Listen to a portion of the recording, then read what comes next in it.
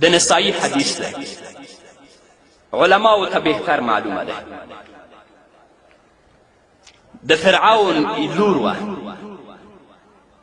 فرعون د خپلې لور لپاره یوه سینګار کوونکې نیولې وه چې د هغې ویښتان به یې ږمنځول، ښایسته جامې به ور اغوستې، مخ و لاس به یې ورته په تیلو غوړول. خو همدغې سینګار کوونکې په پټه باندې په حضرت موسی علیه السلام باندې ایمان راوړی. فرعون ته خبر نه و. د الله وحدانیت یې په زړه کې ځای نیولی و. د فرعون ظلم، جبر او د هغه تابوتیت به کله سر نه کړی. یوه ورځ د فرعون د لور ویښتان ږمنځول، ناڅاپه هغه ږمنځ د دې نه په ځمکه باندې پرېوت. او دا خو د مسلمان عادت دی که څه تې پرېوځي یا څه جګوي نو بسم الله به وایي که نه. نو هغې ښځې ویلې بسم الله.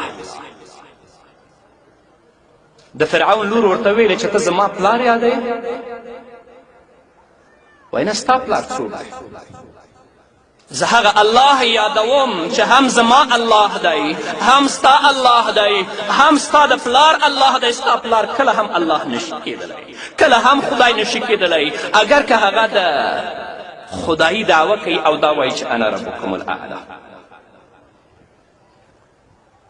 د فرعون لور ورته وایي که د خپل دا عقیده پرې نه دی، زه ځم د خپل پلار ته شکایت کوم او دا ورته وایم چې ستا خدایي نه مني، هغه بل خدای مني. وای کله یم نه منم. د فرعون لور لاړه فرعون ته شکایت وکړه.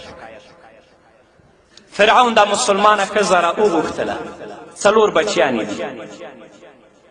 په دې 4 کې یو ماشوم دی په غېږ کې دی چې هغه د مور شیدې خوري. د مظلومې او مسلمانې ښځې ته یې وویلې آیا ته غیر زمانه د بل الله په وجود باندې قائله یې؟ هغې ورته ویلې هو، زه د هغه الله په وجود باندې قائله یم چې ستا رب هم دی، زما هم دی او د ټولو کائناتو رب دی. فرعون د هغې یو زوی راغواړي، ورته وایي که ته زما خدایي ونه منې، ستا زوی به ستا تر مخه په دې کړایي کې وسېځم او ختم به یې کړم. هغه مسلمانه ورته وایي چې وسېځه. فرعون یو ماشوم راواخلي د 15-16 کلو، په کړایي کې وغورځوي، اډوکې او غوښې ورته اوبه کړي. څوک چې اولاد لري هغه ته دا زور معلوم دی، هر چا ته دا نه معلومیږي. همدغه فرعونیانو همدغه کارونه زموږ د غیرتي او مجاهد ولس باندې وکړي. اولادونه یې ورته تر مخه شهیدان کړل، میندې مو کونډې شوې، خویندې مو کونډې شوې، پلرونه میندې هم د خپل د بچیانو د راتګ انتظار باسي، اما خبر نه دي چې د دې فرعونیانو له لاسه د هغو غوښې څارویو وخوړل یا د خاورو لاندې پراتې.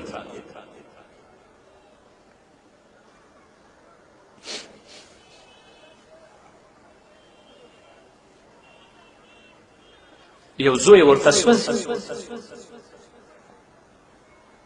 وای غیر زمانه بل الله مني، وای نه کله یې نشم منلی.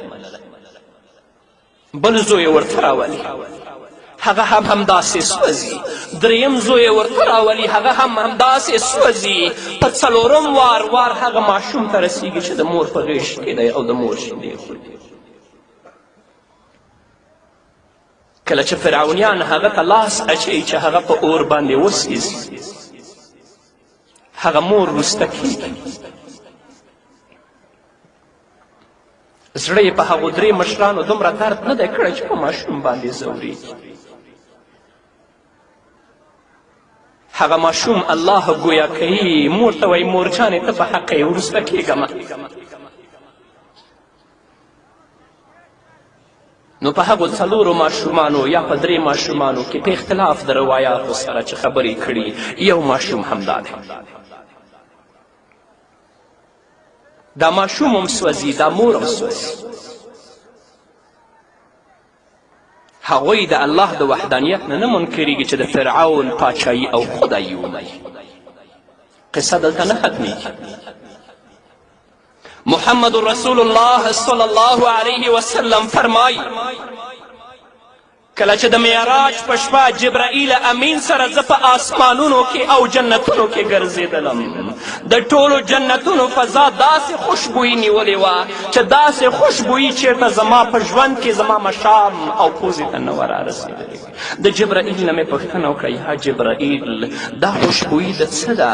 جبرائیل راته وویلې دا خوشبویي د هغې مور او د هغې د بچیانو.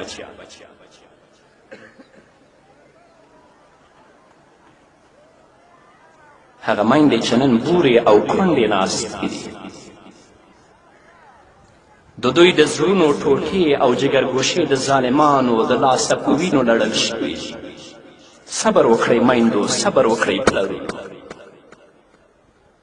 دا دنیا د غم ده، دا د درد ژوند دی، دا د مصیبت ژوند دی. د دې بدله به الله موږ ته په آخرت کې راکوي. 3-4 ورځې مخکې 2 حافظان زموږ په کلي کې دواړه چا شهیدان کړي. یو پکې زخمی و بیګا چې زه راتلم راته یې ټیلیفون وکړو هغه هم شهید شو. جرم یې څه شی دی چې قرآن یې په خپل سینه کې ځای کړی؟ جرم یې څه شی دی چې مسلمان دی؟ د جمعې په شپه زه د هغو کور ته ورغلم. د هغه یو حافظ د قرآن مانه کشر دی، 4 بچیان و، 3 زمن و 1 لور وه. یو کلن 1.5 کلن ماشوم یې و چې نوی ګرځېده کوټې ته راننوت. هغه قاري صاحب ما سره په چیره کې ورته و، مخامخ یې رامنډې کړې، ما ته یې غېږ راکړه.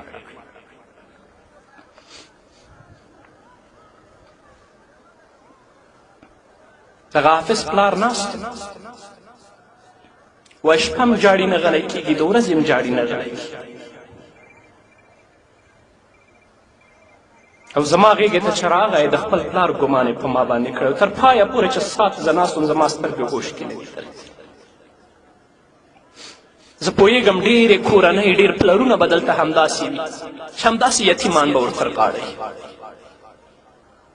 همداسې کونډې به دوی ته ورتر غاړه وي. خو دا هر څه د اسلام لپاره دي، دا هر څه د قرآن لپاره دي. تاسو په دې باندې وویاړئ، تاسو په دې باندې افتخار وکړئ، د دې ټولو بدله به الله تاسو ته په آخرت کې او په جنت کې درکوي. خو کله به هم د دین کار د توحید نعره خاموشه نه پرېږدئ. اگر که د اسلام دښمنان او د دوی لاسپوڅي تل لپاره په دې هڅه کې دي چې د اسلام مضبوطې قلاګانې مدرسې ورانې شي، علما یا شهیدان شي یا بند ته وغورځېږي، نه، د هر شهید او د هر عالم وینې نه به په زرهاو علما او طالبان نه وروي.